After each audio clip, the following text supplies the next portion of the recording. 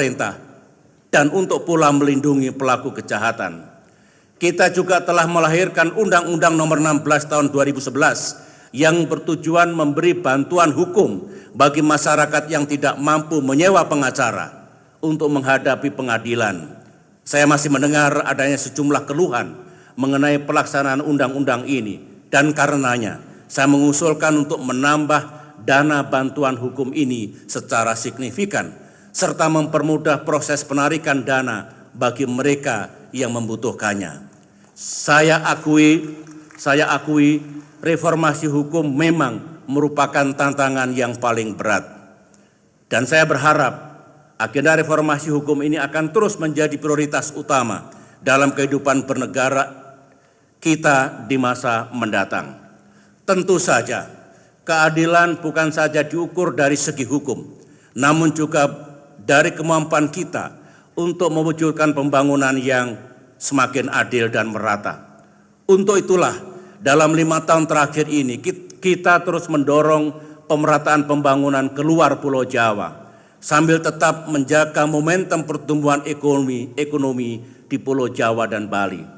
Kita bangun wilayah-wilayah potensial di Sumatera, Kalimantan, Sulawesi, Kepulauan Maluku, Kepulauan Nusa Tenggara, dan tentu saja tanah Papua. Inilah makna sesungguhnya dari pembangunan untuk semua, development for all. Dalam kerangka keadilan pula, sejak tahun 2004 hingga saat ini, pemerintah selalu memberi perhatian yang sungguh-sungguh kepada saudara kita di Aceh dan Papua. Kita bersyukur bahwa sejak perjanjian perdamaian tahun 2005, rakyat Aceh terus hidup damai dalam kerangka otonomi khusus dan dalam bingkai Negara Kesatuan Republik Indonesia. Demikian juga di Provinsi Papua dan Papua Barat, kita terus mengisi otonomi khusus dengan percepatan pembangunan, rekonsiliasi politik, kebijakan afirmatif, dan peningkatan kesejahteraan berbasis sosial budaya. Saudara-saudara, demokrasi dan keadilan akan hampa tanpa kesejahteraan rakyat. Karenanya, dalam 10 tahun terakhir, pemerintah terus gigih mendorong kebijakan pembangunan yang pro rakyat. Suatu kebijakan pembangunan yang secara bersamaan dapat mendorong pertumbuhan, mengentaskan kemiskinan, menciptakan lapangan pekerjaan, dan menjaga kelestarian lingkungan.